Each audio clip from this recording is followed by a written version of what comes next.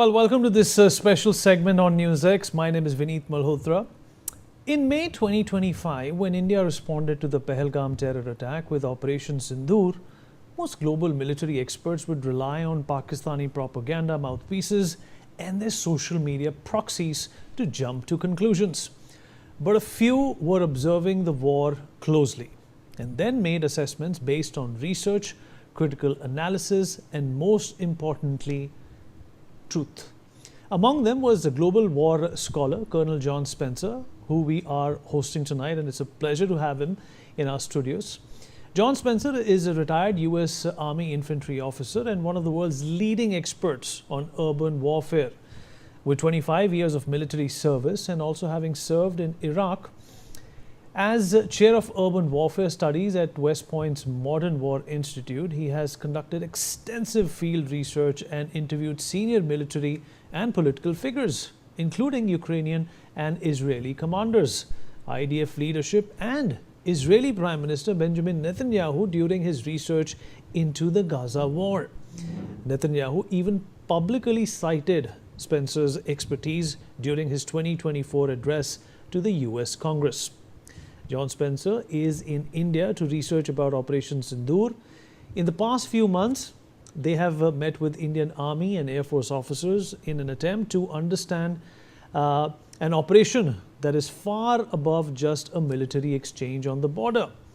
Over the next 30 minutes, we have an opportunity to learn from one of the best global warfare experts on not just Operation Sindoor, but all the recent global geopolitical and strategic developments. John, thank you so much for being a part of this conversation. It's a pleasure to have you. And of course, we are also going to talk about your book, which is 20 Times I Almost Died. Now, this is a very interesting title. It sounds very precarious and dangerous. Before I get into the geopolitics of things, I want to understand from you, what is your new book all about? And of course, since it's been written by John Spencer, I would recommend everyone to get their hands on this. John, welcome to the show. Welcome to India. Tell us about your book. Yeah, well, thanks for having me. And so the book is across my military career, but also in my new line of research, which is war research, going into war zones to research what is happening on the ground. I found myself close to death or facing death, but the book is a lot of storytelling, but also what I learned from those. Like the fact why I'm here is that some things you just don't know unless you get on the ground. Going to Pahalgam to see the terrorists, interview survivors, interviewing commanders who fought in those battles. These are some of the lessons, and there's 20 lessons as well. It probably doesn't sell as well to say 20 life lessons, but that's what they are. They're 20 life lessons of what I've learned in my military career and now in my war research career. You know, when we were speaking offline just before this interview started, you spoke about 26/11 as well, and that you did research on that. Now, that was a long time ago. That was in 2008. We're in 2026 right now. And you also spoke about intelligence gathering and analysis of different terrorist situations and attacks and counterattacks by a government is like day and night. Talk about that. Sure. So having walked the ground of the 26/11 and 2008 attacks, every site the terrorists walked to and how they conducted that attack, which was planned extensively, of course, by the Pakistan ISI, that was a long time ago. The technologies we have on the battlefield today for terrorism or for warfare are night and day in intelligence. So we talked about intelligence gathering, even what the United States and Israel was able to do in Iran based on intelligence gathering to kill not just the supreme leader, but the entire military chain of command. To do that now is, some people have the capability, and I hope it puts, like China, makes people afraid, and that's what you want. But just a realization of 20, 25 years ago, the way that we have artificial intelligence, fiber optic drones, intelligence, I can tap into your highway cameras, the things that weren't around in 2008. Or blow up your pager. Blow up your pager, absolutely. The sheer capabilities that some nations have today. But it should be scary as well as what terrorists can have and what we're facing around the world, whether it's drones on airports or things like that. It's how fast we're moving. We sometimes don't reflect, and some of that's in my book, of whether it's my time in Iraq a long time ago, 2003. 2003 or 2008. There's stories in there from my 2008 tour as well. Just the threats and the technologies. We live in this connected world of not just warfare, but even in social media. More people get their information, although this is called NewsX, from X, formerly Twitter, than anywhere in the world. And that really matters, and really what part of our research in the Operation Sindoor is, why did the West get it so wrong when it's all of the evidence is so compelling on how India dominated the escalation ladder, could hit anything in Pakistan they wanted? How did the world get that wrong? It's because of this social media driven news, narrative, the wrong narrative, warfare, everything. John, we're going to talk about Operation Sindoor as well. You've mentioned 20 times I almost died. I take that this is literally. Which of these incidents do you think was the most fraught with danger that you still think about, I shouldn't have made it alive out of that one? Well, there's one instance of my first tour in Iraq when the roadside bombs, which was really bad for the U.S. military. We saw and this is 2003. 2003. We saw one on the side of the road. I was a young commander in charge of 40 infantry soldiers, and we stopped because there's one on the side of the road. It's very obvious. And my soldiers didn't want to stay there and to deal with what happens if you find something, you have to stay there for hours. So they told me, can't we just pull it off the road? And something inside of me said, don't do that. And come to find out, there were 4 bombs underneath that. Jeez. It was a trap. So had we pulled that, I wouldn't be here today. And something told me, which is whether you're religious or there's a really good book called The Book of Fear, a gift of fear. Something was telling me deep inside of me. Your gut fear, you had an instinct. Intuition told me not to pull on that, and I didn't, or because it was a big trap. Okay.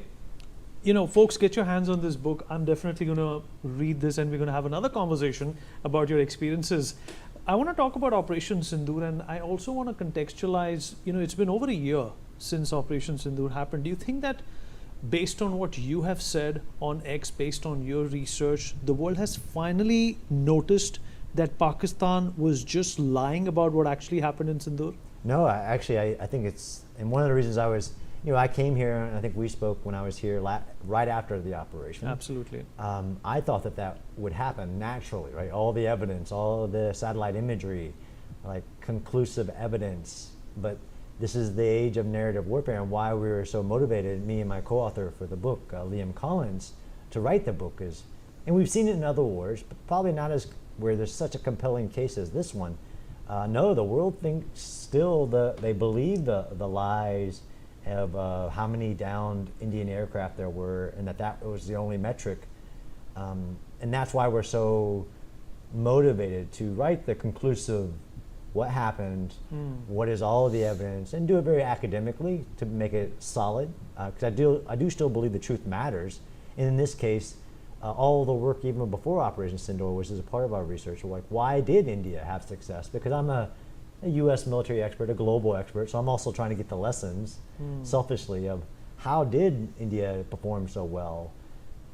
I want to rewrite not the narrative, but to have the conclusive what happened. And we're doing the same with a war between Armenia and Azerbaijan. Sure. And we do it as objectively as possible, and I think some Indians might not like that. What are the Pakistan, what's their evidence? So you may interview Pakistan experts about what they say happened, and then write the actual history. But I don't think the world, after a year later, I think it's still the same, which really, there's a whole chapter on how did India initially lose that narrative, and why did the West, or why did kind of the broader media keep running with a very small part of the story when it's such a compelling historical case, which it should be, of a limited war for very clear objectives where the political and the military objectives are aligned, which we could talk about some things right now in the world where it doesn't seem as such. It's such a conclusive case of victory that the world, if you were to Google it, still hasn't been convinced. All right, on that note, I want to ask you a question. Do you think India is also perhaps sometimes misunderstood just the way Israel has been misunderstood? Since the occupation, or whatever you call it, since the war in Gaza, the pressure and the criticism against Netanyahu and the Israelis has only mounted, right? But Israel says that it's doing for survival. It's an existentialist crisis for them, and they are misunderstood, right? They panned across the world for creating a humanitarian crisis in Gaza, which may not be the case as such. It perhaps is being done by Hamas itself, right, to garner all these headlines. Do you think India also sometimes falls into that trap and doesn't respond as vehemently as Israel should also? It's a good question. As a military researcher, it's a good question. As a military researcher who's been doing this for a long time, and traveling the world. I mean, I've been into Ukraine, Gaza, Lebanon, Azerbaijan, Armenia, India, of course, Iraq, and everything. I have enough of the way I do things to understand like different contexts. And I've been in Gaza, and I've been there right after October 7th, and how bad the October 7th attack was, a complete invasion. Correct. And any other nation to the scale have been attacked like that. I mean, Pahalgam was so personal and vicious, but the scale compared to what October 7th was, in all nations, a lot of people died. Yeah, a lot of people died, and the way they died matters, which is the misinformation that I try to combat with truth of what's going on. Like you said, how Israel is viewed by many because of misinformation, because they lose the narrative, and what people know about it isn't actually. It's just a lie most of the time, what they know about it. In India's case, and we dealt with this almost right after Operation Sindoor, should India have gone harder? For me, looking at it within context, of course an existential fight will always be different. Just like the Ukrainians, it's an existential fight for them. Absolutely. As much as Israel was invaded by thousands of people and attacked by thousands of rockets, and people try to erase that history. In the case of Operation Sindoor, it was about rewriting the strategic doctrine of what India will do after every 2 or 3 years of this cross-border terrorism. Enough is enough. The nuclear umbrella, so many of those elements will be part of the book, where it's also one of the conclusive modern case studies of a nation changing its doctrine. Now, of course, there are many voices saying, that was your chance, you should have gone all out. I think it was, and history always decides, a very appropriate use of military force to demonstrate capability, not that you are going to keep that capability, to say and to have a behavior change that you want, but even if the enemy doesn't change its behavior, you have changed your behavior on what you're going to do. And in the book we do this, where we go from 26/11 to Balakot to Pulwama to Uri, and show the different responses. But comparing Israel to India, the context is so vastly different. We're going to record what happened during Sindoor and how it was a strategic, because some people do talk about tactical action versus strategic. It was a strategic shift for India on its doctrine of what it's going to do about terrorism that Pakistan continues to launch from Pakistan. John, what do you make of the Mecca alliance? A lot of people in India are keen to know, and your opinion is going to have a lot of gravitas. Saudi Arabia, Turkey coming together with Pakistan to form an alliance. Is this some sort of a deterrence that they're trying to create against Iran? Is Pakistan going to sell them nukes or a dirty bomb? How is this likely to work out? And of course, let's not forget that Turkey is a part of NATO. So usually I'm an optimist, Vinay, depending on where we're talking about. I'm usually an optimist. On this one, that's not a propaganda. I would say it's a piece of paper that's about worth as much as it is the paper it was written on. We've already seen it tested. If it was truly like an Article 5, is what people are saying. I'm more concerned about the economic. Of course, Saudi Arabia and the Gulf states have all learned from the ongoing war about their own vulnerabilities. All of the Gulf states are vulnerable in some way. So any nation, as Sun Tzu said a long time ago, if you want to attack somebody, don't attack their military, attack their allies. So any nation wants more allies. For Saudi Arabia to choose Pakistan, it already had a security agreement with Pakistan, and they didn't show up when they were attacked. Saudi Arabia has already been attacked since signing the Mecca agreement by Nobody showed up. By the Houthis. Nobody showed up. Yeah. I think it's just words, and to show strength. I do believe that the discussion about a rail line from Saudi Arabia to Turkey would be, to me, more interesting than some security agreement that clearly nobody believes. Whether that brings them to closer together. India, Israel, United States, there's so many factors here, but you do have to understand the interconnectedness of something like this agreement. What does it mean? Talk is one thing, paper is another, but actions are truly, does it mean? What does it actually mean? We've already seen it be tested. It doesn't mean that it's a new Sunni NATO 5 alliance, and as soon as you make a red line like that, like an Article 5 for NATO, and it's tested and it doesn't mean anything, you could. So I don't think very much of it. To a long story short, I think it's not a stunt. It's a lot of great wishes, but there's no meat to that bone of the agreement. It's not threatening, I think, to anybody really. I mean, I do believe, and we talked about before the show, what's going on with Iran and the Strait of Hormuz really matters to the Gulf states, who you all talk about the energy reserves coming out, and if you talk about how dependent the Gulf states are about what comes in, right? 85% of their actual imports, their substance, their food, it's exposed a weakness like war does. And war exposed some weaknesses in like Chinese weapons and things like that. We like those exposures of weaknesses, but it also exposes your own interconnected economic whatever ties and weaknesses. So I'm sure Saudi Arabia wants more allies. It wants to cut down on its weaknesses. Pakistan, of course, wants agreements with anybody it can get agreements with, whether it's IMF bailouts or said country thinks they're the new arbitrators of something. There are a lot of interest, I'm sure, for the people involved in this, but I don't view it as threatening to anybody. Very interesting what you have said. Now, also, there is a audience that's divided in trying to understand, John, what's happening in Iran and the United States. There is a section of people who believe that the Americans are kowtowing in some way and not really able to intimidate Iran. On the other hand, there is a group that feels that Iran is economically decimated. It's just their ego that's not letting them negotiate and bring the Americans to the table. What exactly is happening, if you can lend some perspective for the people, especially in India, who are confused about what's happening? Yeah, it's interesting in what the news follows and what's the main talking point.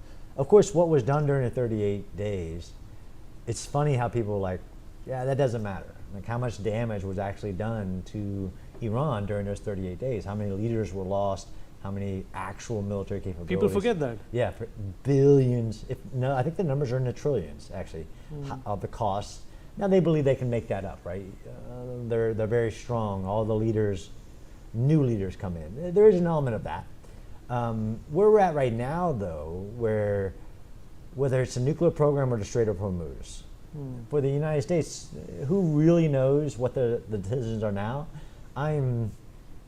I try not to get surprised, but sometimes I get surprised on how many people have already ruled the war to conclusion, that Iran's already won. It now has a massive capability, superpower. Actually, New York Times wrote they're becoming a superpower because they have the control over the Strait of Hormuz. As we're talking, the U.S. says that they're getting as much oil out as before the war. So like 20 million barrels last Sunday. And Iran is still fully blockaded. It loses about $400 million a day. And then people forget about what was happening in January of 2026, is that the reason that protesters were protesting in Iran wasn't because of any Israel-American issues. It's the economy. The economy had failed. Right. The banks had failed. Now, that problem hasn't gone away. I mean, inflation is like 200%. What will happen eventually? For the U.S., there are a lot of concerns, of course, that people, again, discount because whether they're anti-Israel, they just want the war to stop, which I'm fine if you're anti-war. I'm not fine if people are anti-fact on what's actually going on. Of course, the United States has a lot of domestic constraints or concerns as well. The price of the gas pump, the midterm elections, I think, personally, I believe, just my opinion, that's the number one consideration at the moment.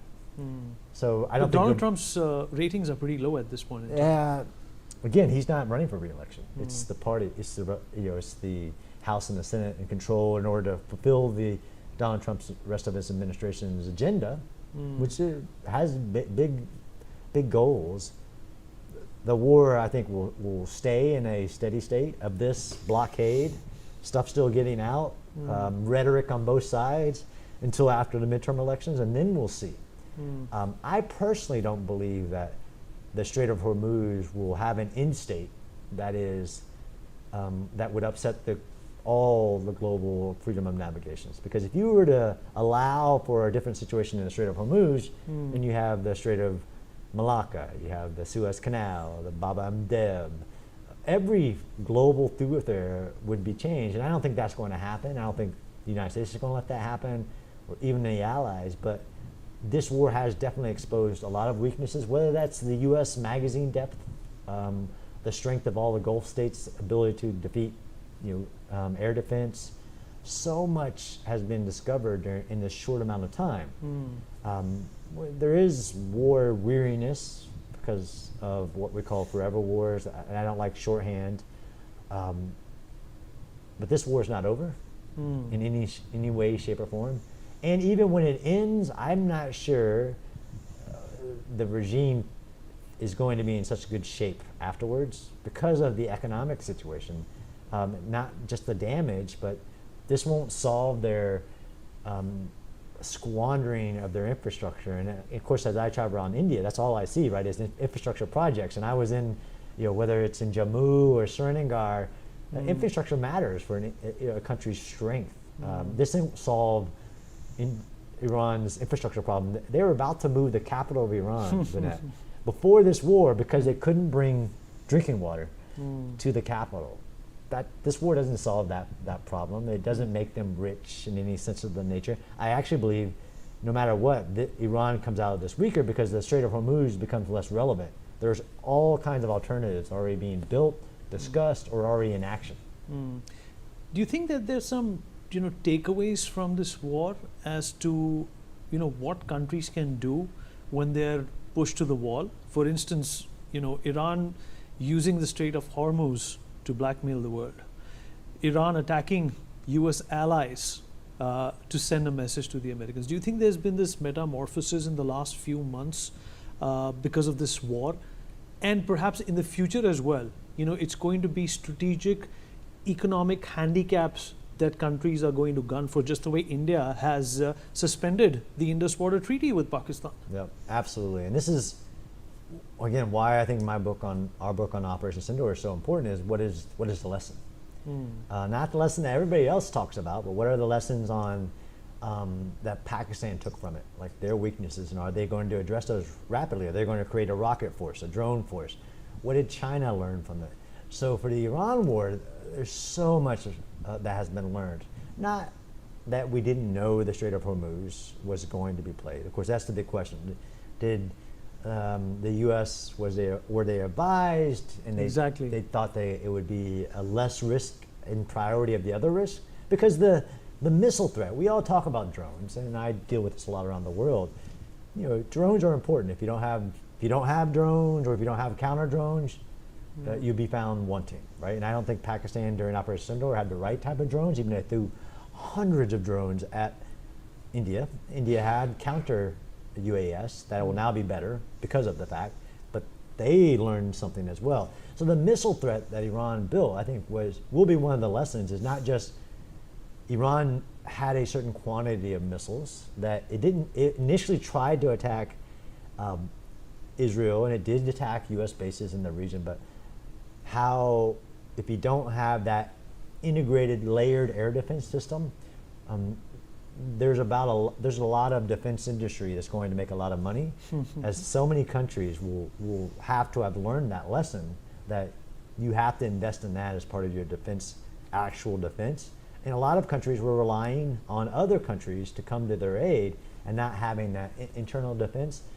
The Strait of Hormuz, again, the Battle of Hormuz is still being fought, so I can't give you a lesson of it. Of course, not prioritizing it was likely going to be shown as a mistake because of what it did to the global economy, and those picking up the, whether it's Saudi Arabia or whomever, calling the United States, going, look, I know you're pursuing your goals here, but we need you to stop because we're vulnerable. Like hitting the desalination plants of the Gulf states, which isn't a military target. It's a low blow. It's a low blow, but the vulnerability was exposed, and of course the United States is dealing with a lot of people's interests, to include humanitarian crisis for Iran. Because right now what the United States is allowing into Iran is food. So we're blockading, but of course in war you have to factor in the humanitarian concern as well. And that's a big factor of the lessons. So there's so many lessons, and why I have a lot of job security is because even after the war ends, some people will take the wrong lessons. So if we were to do a book on Iran, again, I want to see how it actually ends, and then what are the ripples, right? Because some wars ripple across time, the lessons. Others don't. Like, Do you think Sindur is one such operation which will ripple across time, Absolutely. especially for Pakistan? I don't know if it ripples as much for Pakistan. And this is the question of, were they deterred enough, or were just their weaknesses exposed, and now they get to work on those weaknesses?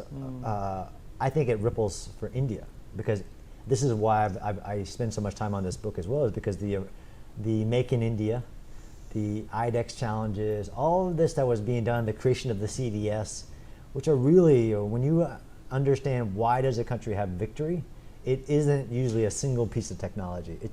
There are a lot of reforms, the political decisions. Absolutely. So I think Operation Sindoor ripples, if you were to take I don't know, Balakot, or you take some other situation and compare, which we do.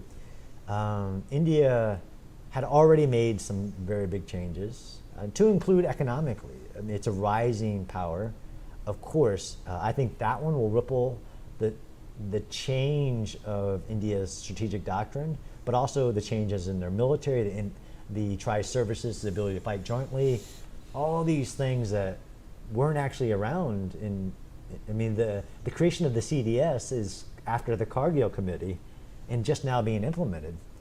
Sindoor kind of course, showed the benefit of India's changes, but also that it's on a trajectory to be this new rising power, and you know better than I, Sure. GDP and all of that. So I think it ripples across India's history more than it does Pakistan's history, because those challenges of supporting terrorism,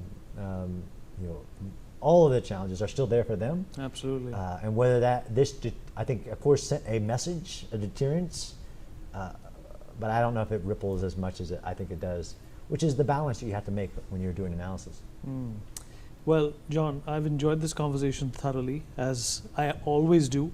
And folks, if you want to get a few more insights into what John does and what he's experienced in his amazing life as a war expert, go grab his book. And John, I really appreciate you taking out the time and speaking with NewsX. Everything that you've said has been extremely valuable, and it's always a learning to interact with you. Thank you so much. Thank you so much. We'll take a short break, folks. Be right back.